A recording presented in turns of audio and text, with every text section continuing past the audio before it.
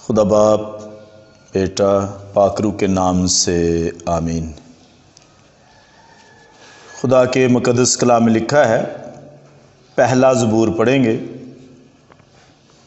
مبارک ہے وہ آدمی جو شریروں کی اصلاح پر نہیں چلتا اور خطا کاروں کی راہ میں قدم نہیں رکھتا اور نہ ٹھٹھا بازوں کی مجلسی میں بیٹھتا ہے، بلکہ جس کی خوشی خداوند کی شریعت میں ہے اور جو دن رات اس کی شریعت پر دھیان لگاتا ہے۔ وہ اس درخت کی مانند ہے جو پانی کی نہروں کے پاس لگایا گیا ہے، جو اپنے وقت پر پھل دیتا ہے، جس کے پتے نہیں مرجھاتے۔ جو کچھ وہ کرتا ہے کامیاب ہوتا ہے۔ شریر ایسے نہیں، ہرگز ایسے نہیں، بلکہ وہ بھوسے کی مانند ہیں جسے ہوا اڑا لے جاتی ہے۔ اس لیے شریر عدالت میں قائم نہ رہیں گے اور نہ خطا کار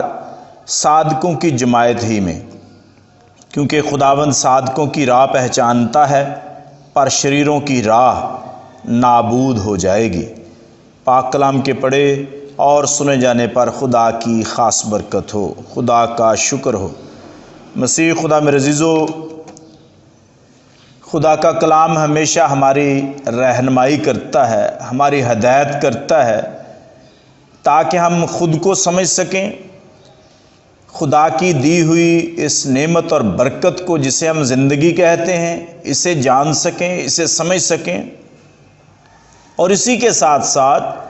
اپنے ارد گرد کے ماحول کو سمجھ سکیں، ماحول کو جانیں،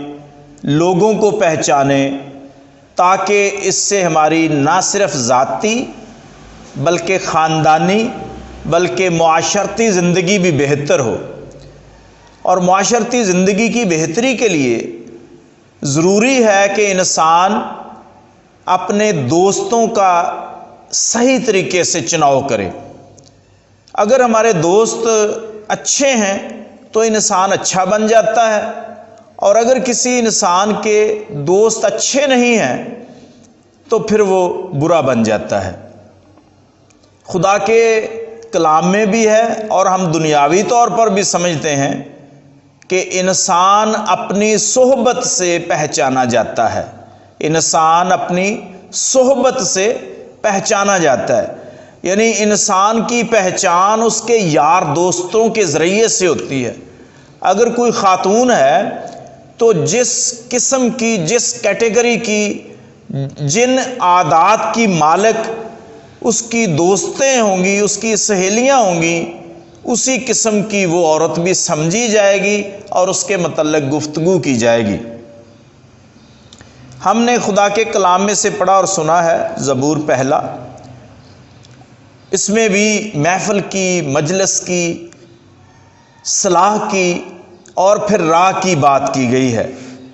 خدا کا کلام کہتا ہے، زبور نویس فرماتے ہیں کہ اے میرے بیٹے،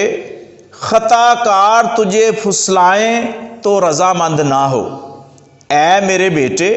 خطا کار تجھے پھسلائیں تو تو رضامند نہ ہو۔ اس کا مطلب ہے کہ جن کے ساتھ ہم بیٹھتے ہیں، اٹھتے ہیں، جو ہمارے دوست ہیں، تو بعض اوقات ہمیں کسی غلط کام کی طرف لے کر جانا چاہتے ہیں، اس غلط کام کا ہمیں حصہ بنانا چاہتے ہیں،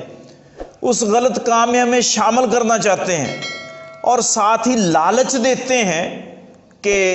اگر تو ہمارے ساتھ شامل ہو جا، اگر ہم آج کی بات کریں تو انعام کیا ملے گا؟ ہمارا ایک ہی اکاؤنٹ ہوگا، ہم مشترکہ مال کو ایک ہی جگہ پر جمع کریں گے، اور جب ہمارا مشترکہ اکاؤنٹ ہوگا تو اکٹھے پھر جا کر عیاشی بھی اکٹھے کریں گے، مال اڑائیں گے۔ پرانے زمانے کی بات کر لیں، مثال کی کتاب کی بات کر لیں، تو اس میں ہماری ایک ہی تھیلی ہوگی، مال ملے گا وہ ہم ایک ہی جگہ پر جمع کریں گے۔ لیکن خدا ہمیں کہتا ہے کہ اے میرے بیٹے، اگر ایسی بات زندگی میں ہو، اگر تجھے خطا کار پھسلائیں کہ آ ہمارے ساتھ شامل ہو جا، تو ان کی بات نہ مان، کبھی بھی رضامند نہ ہو، ان کے ساتھ نہ جا۔ پھر خدا کا کلام کہتا ہے کہ برے آدمیوں پر، بد آدمیوں پر رشک نہیں کرنا چاہیے۔ ہو سکتا ہے کہ میں غریب ہوں، یا کوئی اور میرے جیسا غریب ہو سکتا ہے، ہم کمزور ہو سکتے ہیں، کسی کے پاس بہت زیادہ دولت ہو سکتی ہے، کسی کے پاس بہت اچھی گاڑی ہو سکتی ہے، کسی کا بہت بڑھیا اور اعلیٰ گھر ہو سکتا ہے، لیکن ہم یہ نہیں جانتے کہ اس انسان نے یہ گاڑی کیسے خریدی ہے، کیسے اس نے ترقی کی ہے، کیسے وہ اس مقام تک پہنچا ہے، یہ ہم نہیں جانتے اور نہ سمجھتے اور نہ جانتے ہیں۔ لیکن ہم یہ کہتے ہیں کہ یہ والی گاڑی میرے پاس ہونی چاہیے، یہ والا گھر میرے پاس ہونا چاہیے، اس جیسا اکاؤنٹ میرا ہونا چاہیے، اس جیسی میری رہت بہت ہونی چاہیے، ہمارا گھریلو سٹائل ایسا ہونا چاہیے، یہ ساری سہولتیں میرے پاس ہونی چاہیے۔ تو انسان کے دل میں یہ لالچ آتا ہے، یہ خواہش، یہ طلب پیدا ہوتی ہے، اور اسی کو پورا کرنے کے لیے پھر وہ ایسے لوگوں کے ساتھ شامل ہو جاتا ہے جہاں سے آسانی کے ساتھ یہ چیزیں مل جاتی ہیں، ناجائز ذرائع استعمال کر کے۔ وہ ناجائز ذرائع کچھ بھی ہو سکتے ہیں، اور یہ تعلیم ہمیں ارد گرد کے دوستوں سے ہی ملے گی۔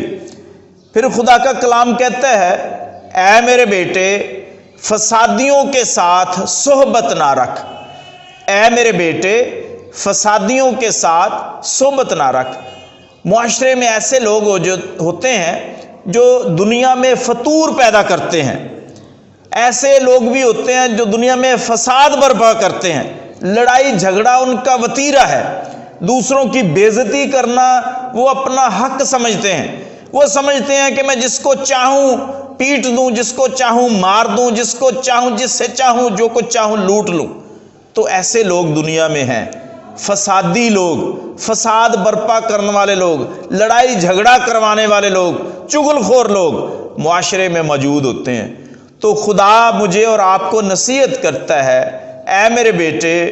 اے میری بیٹی، فسادیوں کی صحبت میں مت بیٹھ، نہ بیٹھ ان کے پاس، کیونکہ اگر تو ان کے ساتھ بیٹھے گا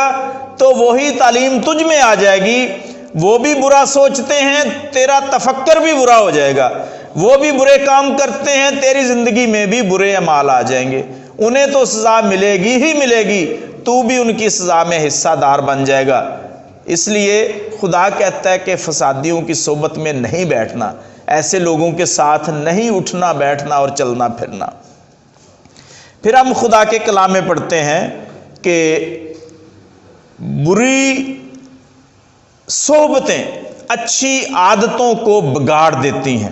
مقدس پولس فرماتے ہیں کرنتھیوں کے نام خط، پہلا خط، اس میں بری صحبتیں اچھی عادتوں کو بگاڑ دیتی ہیں۔ مسیح خدا میں عزیزو، انسان خواہ کتنا بھی اچھا ہو، اس میں کتنی بھی اچھی عادات پائی جاتی ہوں، اگر مذہبی بات کر لیں کہ وہ صبح سویرے اگر اٹھ کے وہ چرچ جاتا ہے، صبح سویرے وہ دعا کرتا ہے، خدا کے کلام کو پڑھتا ہے، گیت گاتا ہے، اگر اس کی دوستی، اس کی یاری ایسے لوگوں کے ساتھ ہو جائے جو چرچ آنا پسند نہیں کرتے، تو وہ اسے لے کر کسی اور طرف چلے جائیں گے، اور اس کی یہ اچھی عادت، خدا کو روزانہ صبح سویرے سلام کرنے والی عادت، خدا کے ساتھ ملاقات کرنے والی عادت، خدا کے کلام کو پڑھنے والی عادت، خدا کی بات کو سمجھنے والی عادت اس کی زندگی سے نکل جائے گی، اور یہ بری صحبت، اس کے برے دوست، اس کے غلط دوست اسے خدا سے دور لے جائیں گے۔ اس لیے کہا جاتا ہے کہ ہمیں اچھے دوستوں کی اچھی صحبت میں بیٹھنا چاہیے تاکہ اس سے ہماری صحبت اچھی ہو اور ہم اچھے انسان بن سکے۔ خدا ہمیں کیا کہتا ہے؟ خدا کہتا ہے یوئیل نبی کے ذریعے، اے میرے بندو مقدس محفل فراہم کرو، اے میرے بندو مقدس محفل فراہم کرو۔ اس کا مطلب ہے کہ ہمیں اچھے لوگوں کی محفل میں بیٹھنا ہے، اچھے لوگوں کو اکٹھا کرنا ہے، ان کو اپنے پاس بٹھانا ہے، ان کے ساتھ بیٹھنا ہے، تاکہ جب محفل پاک ہو، مقدس ہو، اچھی مجلس ہو، ہمارے دوست اچھے ہوں، تو ہمیں اچھی تعلیم ملے۔ زبور نمبر 1 یعنی پہلا زبور اس بات کو سمجھنے میں ہماری بہت مدد کرتا ہے۔ اگر ہم اسے اپنی زندگی کا حصہ بنا لیں تو ہم برے لوگوں سے بچ سکتے ہیں اور اچھے لوگوں کی یاری دوستی کو اختیار کر سکتے ہیں، صحبت کو اختیار کر سکتے ہیں۔ مبارک ہے وہ آدمی جو شریروں کی صلاح پر نہیں چلتا اور خطا کاروں کی راہ میں قدم نہیں رکھتا۔ تیسری بات، اور ٹھٹھا بازوں کی مجلس میں نہیں بیٹھتا۔ یہ 3 باتیں کی گئی ہیں اس میں، بنیادی طور پر ایک ہی آیت ہے، اس میں بیان کیا گیا ہے محفل کو، مجلس کو، پھر مجلس میں سے ہمیں صلاح ملے گی اور پھر ہم عمل کریں گے، راہ پر چلیں گے۔ تو اس کو اگر ہم پہلے لے آئیں کہ ٹھٹھا بازوں کی مجلس میں نہیں بیٹھنا،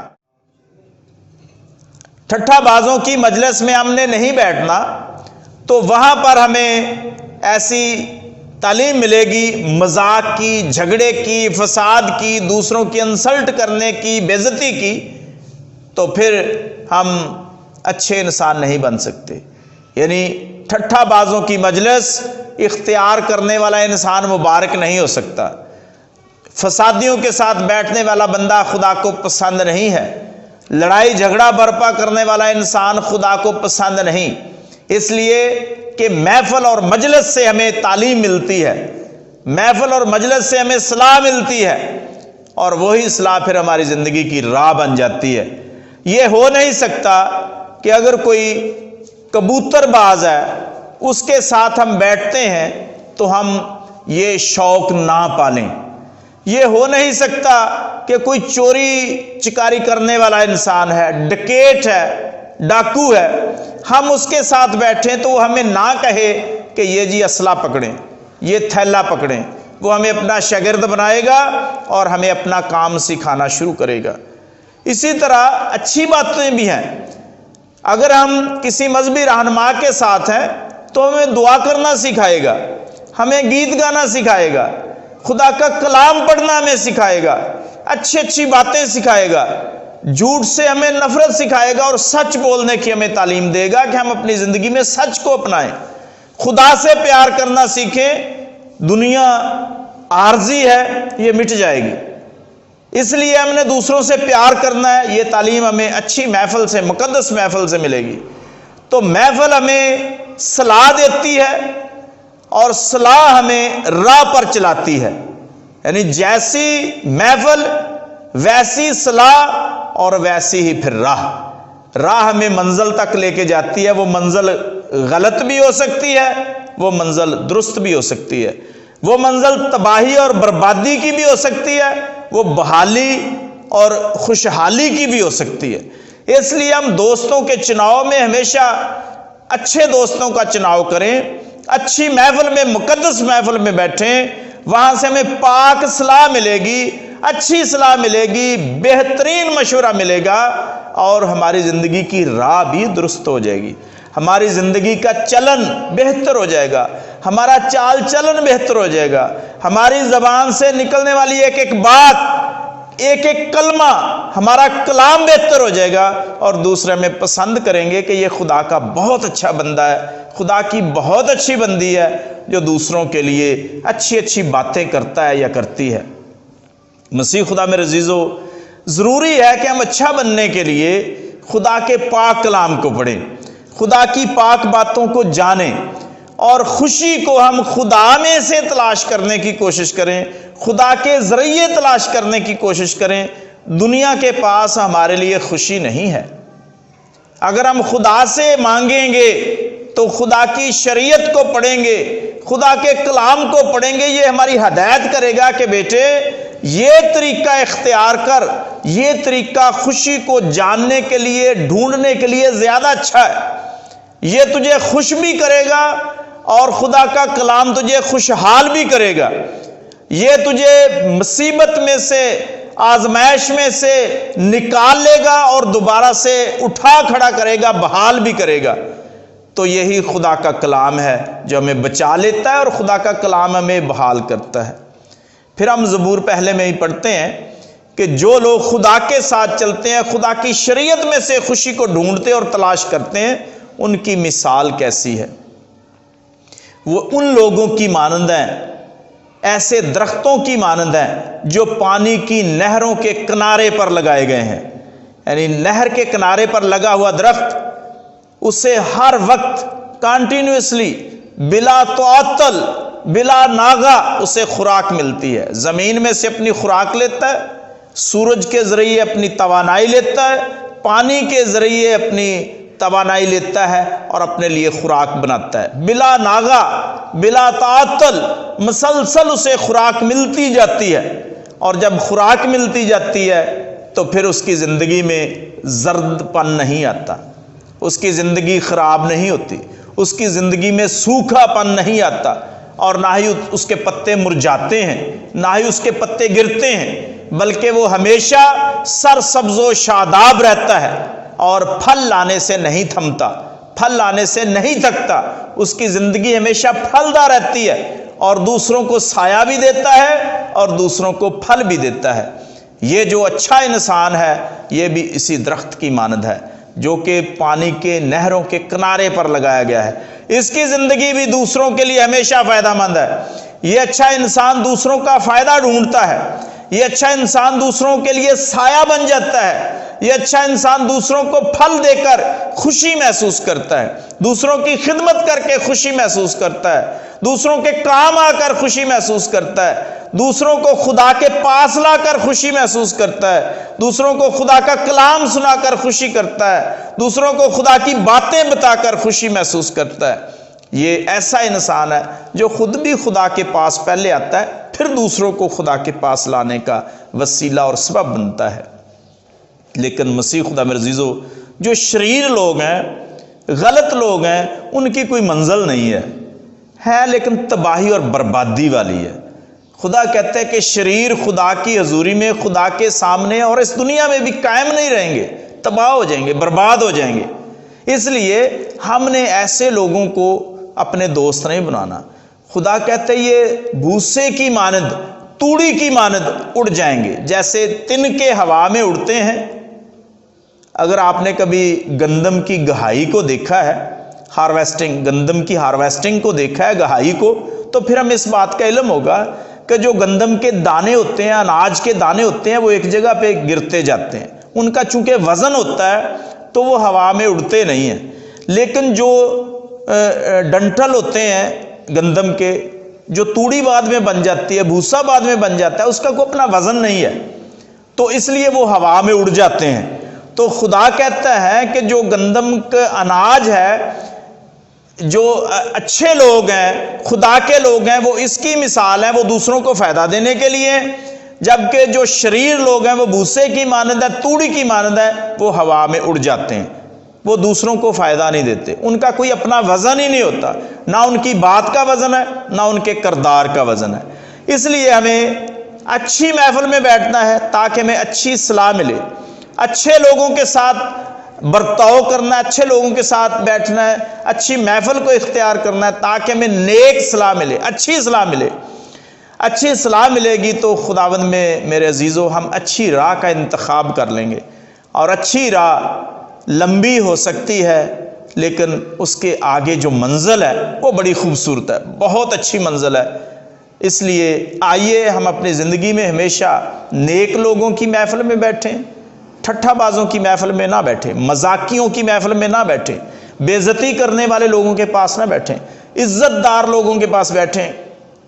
وہ آپ کی عزت کریں گے، آپ کو عزت کرنا سکھائیں گے۔ اس لیے اچھے لوگوں کے پاس جائیں، ان سے نیک صلاح لیں تاکہ ہماری زندگی نیک ہو جائے، ہم نیک راہ پر چلیں اور آخر کار ہم خدا تک پہنچیں۔ خدا آپ سب کو برکت بخشے